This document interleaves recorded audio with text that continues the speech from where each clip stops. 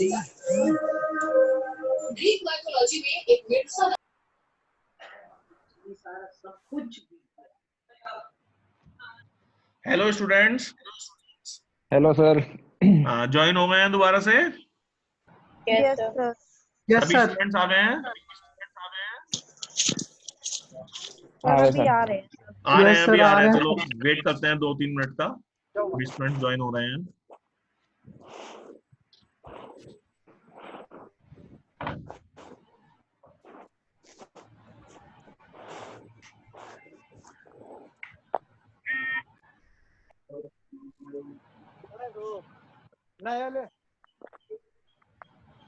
चलिए स्टार्ट करें students.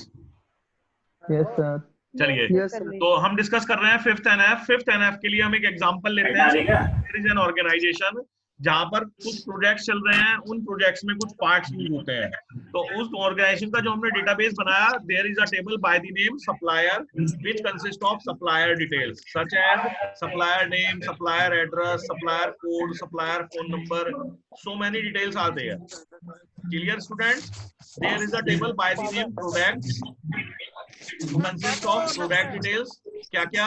Project code, product name, product description and all other things.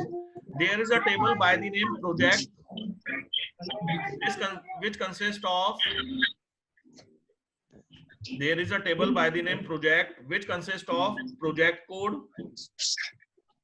now project name,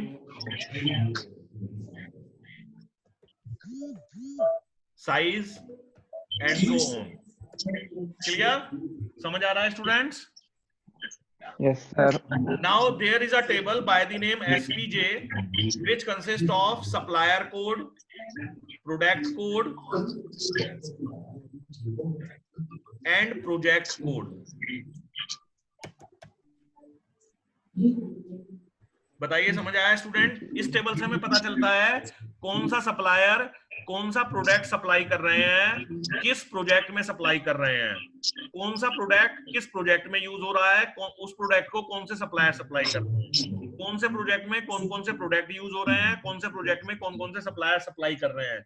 ये सारी information हमें मिल रही है एसपीजे टेबल से।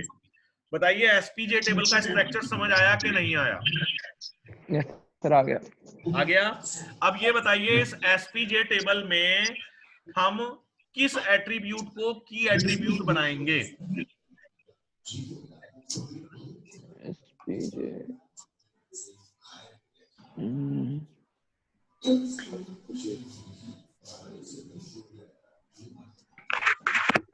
समझ आ रहा है कुछ students?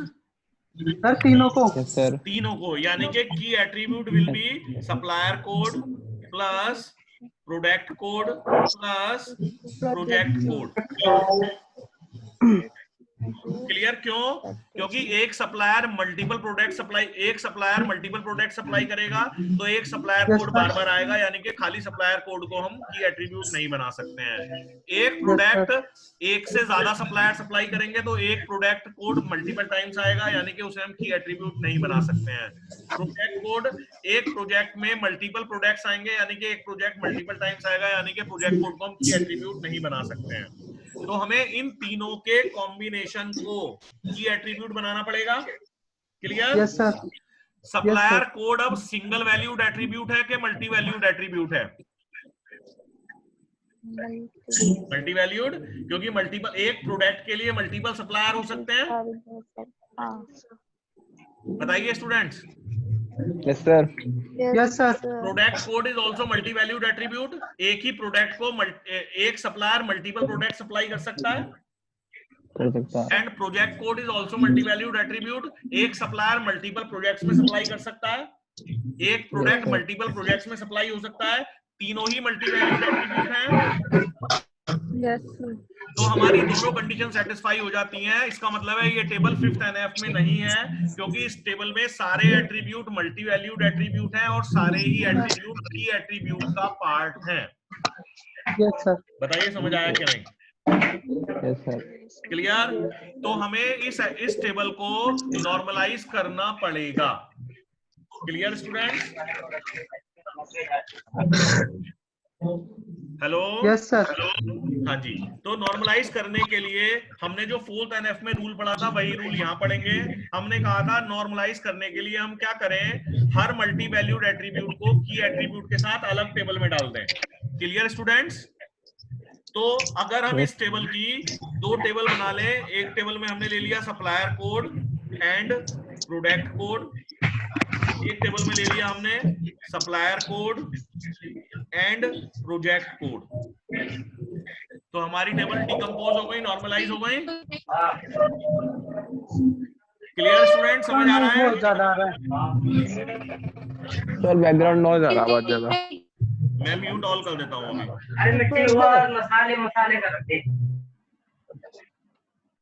Clear? Now it's clear? Yes sir. चलिए अब समझ आ रहा है सबको?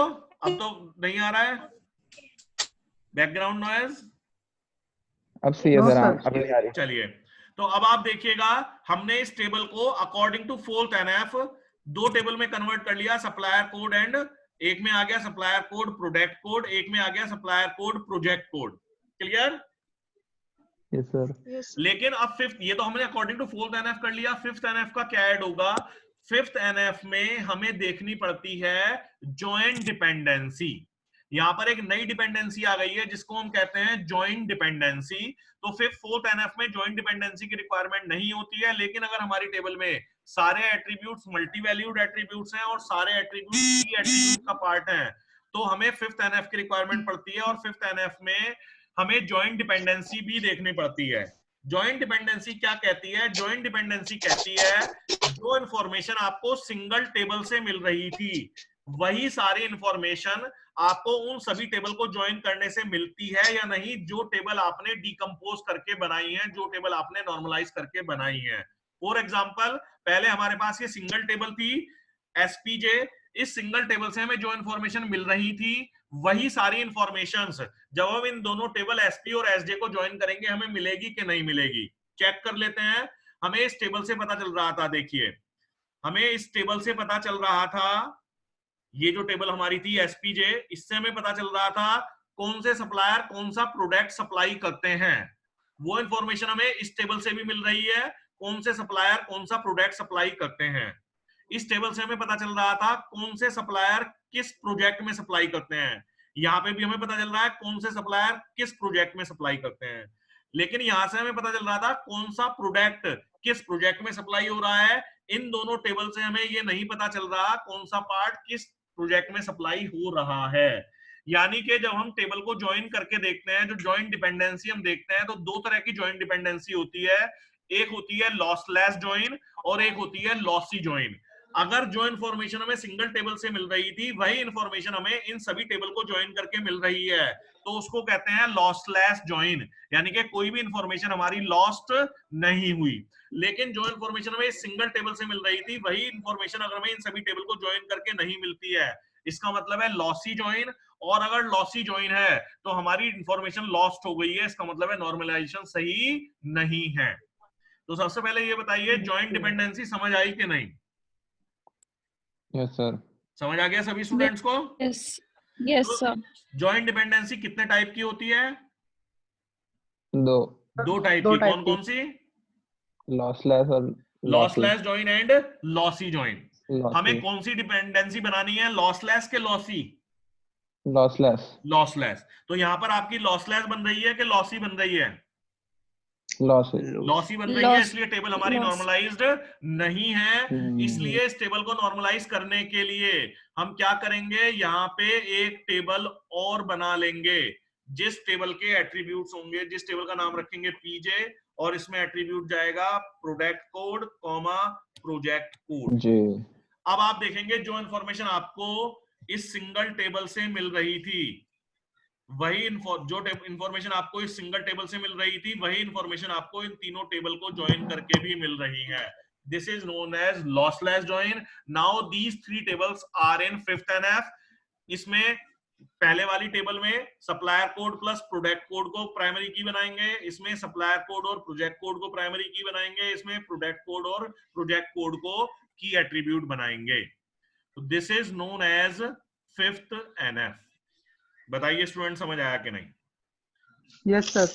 देख लेते हैं क्या कहा है इन्होंने एग्जांपल में। वापस इन्होंने यही कहा है, हमारे पास एक टेबल है SPJ. According to this table we are knowing a supplier can supply any part to any project, a project may need any part supplied by any supplier, a product may be supplied by any supplier in any project. जब हम इसको, इसका मतलब है हमारी table में सारे attributes multi valued attributes हैं और सारे एट्रीब्यूट की एट्रीब्यूट का पार्ट हैं। तो हम इसको 4th NF के अकॉर्डिंग नॉर्मलाइज करेंगे।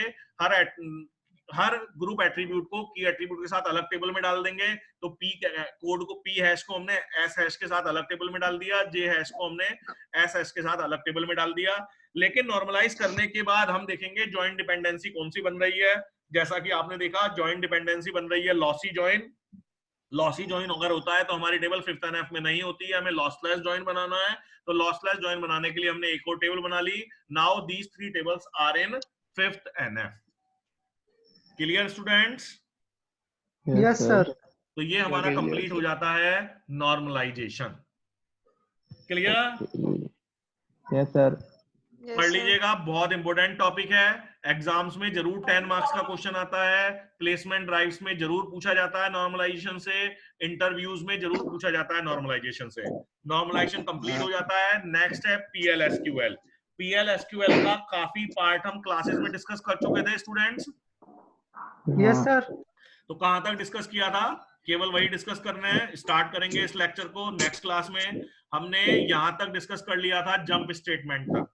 ठीक Yes, है? sir. PL/SQL is a combination of PL and SQL। लेकिन अभी तक जो हमने डिस्कस किया था, अभी तक हमने PL/SQL में हम केवल PL ही यूज कर रहे थे, प्रोसीजरल लैंग्वेज ही यूज कर रहे थे। अभी तक हमने Yes, PL/SQL के जितने भी प्रोग्राम्स बनाए थे उसमें कोई भी SQL कमांड यूज नहीं की थी। नेक्स्ट क्लास अब हमारी स्टूडेंट्स होगी मंडे को, संडे को ऑफ रखेंगे। नेक्स्ट क्लास करेंगे मंडे को, ठीक है, सेम टाइम 11 AM। और तब हम स्टार्ट करेंगे यूजिंग SQL इन PL/SQL block. Clear Okay, sir. Students? सभी Yes, sir. स्टूडेंट को समझ आ रहा है? Yes, sir.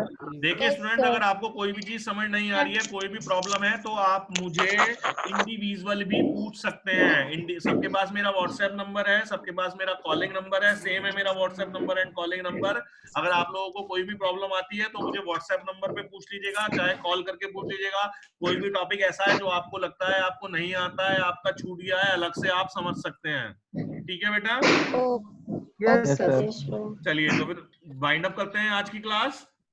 Okay? Yes, sir. Yes sir. Okay sir मेरा आज की टॉपिक रह गया है। Thank you, sir. Okay, most welcome. Okay, goodbye all this. Thank you sir. Okay most Yes, sir. Bye.